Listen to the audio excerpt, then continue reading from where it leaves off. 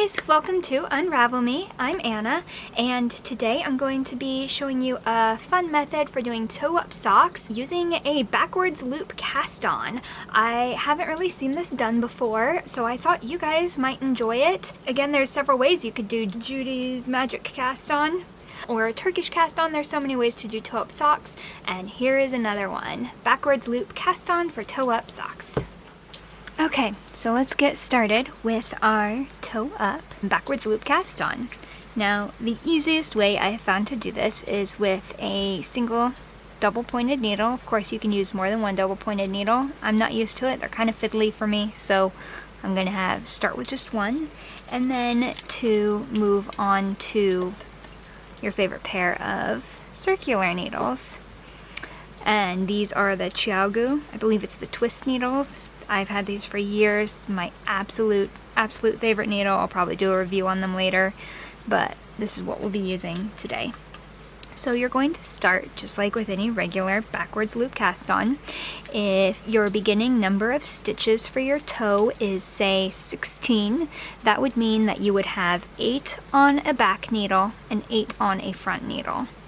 So what we're going to do is we're going to cast on that half number of stitches plus 1. So if we want 16 total, then we're going to cast on 9. So we'll start here with our little tail end just kind of hanging over the front of our needle, and let's go ahead and cast on 9 stitches. So 1, 2, 3, and make sure you leave some space in between your stitches. 4, 5,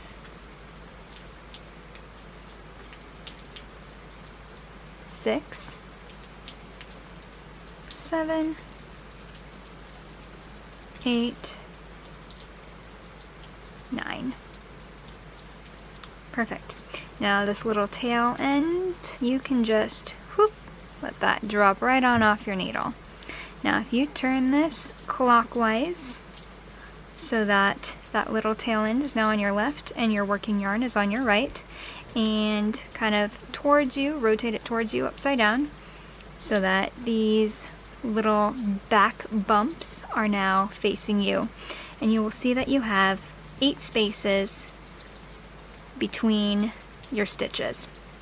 1, 2, 3, 4, 5, 6, 7, 8. And what we're going to do is now, well, we'll start by zooming in a little so you can see. We're going to pick up 8 stitches with our circulars. So I'm grabbing my working yarn, and we're going to pick those up right under these little bumps here. So 1, 2, 3, 4,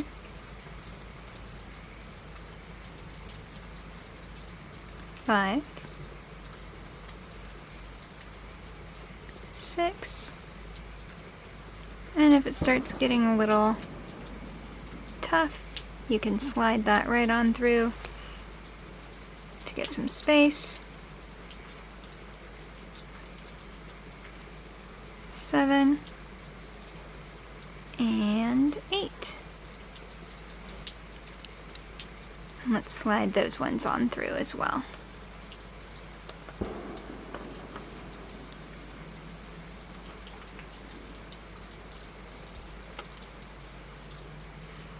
Okay, so as you can see here, you now have 8 stitches that you just picked up. 2, 4, 6, 8.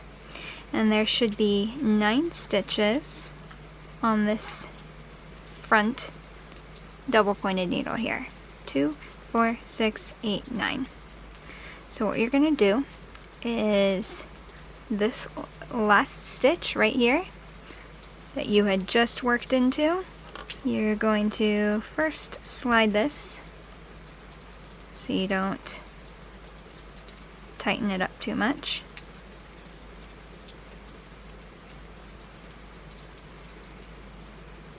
So now you've got the other end of your circular needle, and both needles are coming out this way.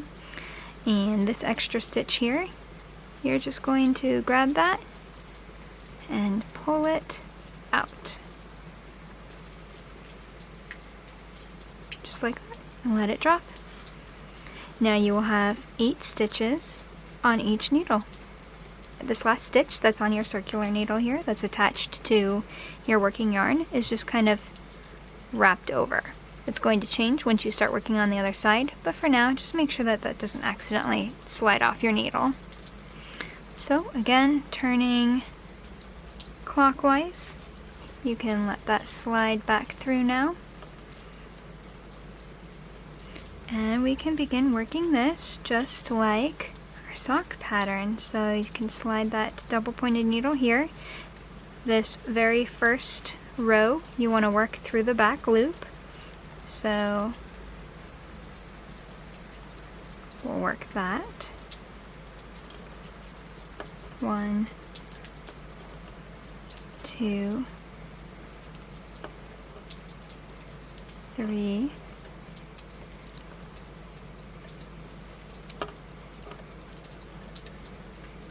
4, 5, 6, 7, 8. And now your project should be entirely on your double pointed needles and facing the right way. So turning counterclockwise, and you can just slide that needle into those other loops. This is your back end that you're now working on, pulling this side out. And for this back row here, you're going to work just like a regular knit stitch, so not through the back loops. 1, 2, 3, 4, 5, 6, 7, 8.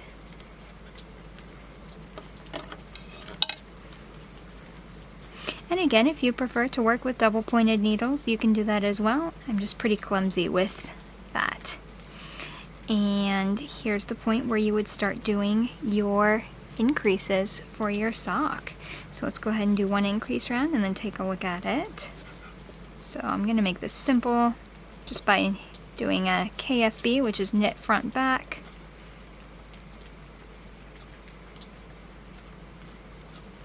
Knitting across. This is back to the beginning of the round now, remember. And then we're going to knit front back into that last stitch.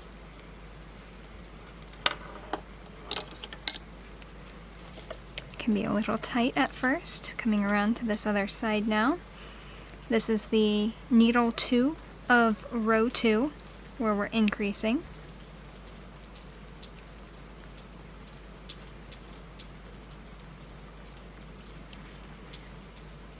Knit front back, knit across,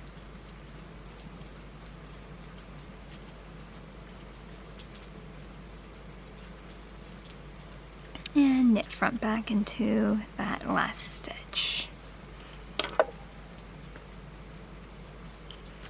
And we are on our way to getting our sock started with a little sock toe. If you are pretty new to knitting socks or starting toe-up socks, it can be helpful to use a stitch marker to keep track of the beginning of your round. Otherwise, it can be very easy to get lost and only do half of your needle and think that you've done both of them, or do an extra half. And there we go. Here is the toe to your sock using backwards loop cast on. Alright, thank you guys so much for watching. I hope you found that video useful, helpful, fun, whatever adjective you want to throw in there. If you did, either like or dislike it. If you liked it, then hopefully I'll see you next time. Bye guys.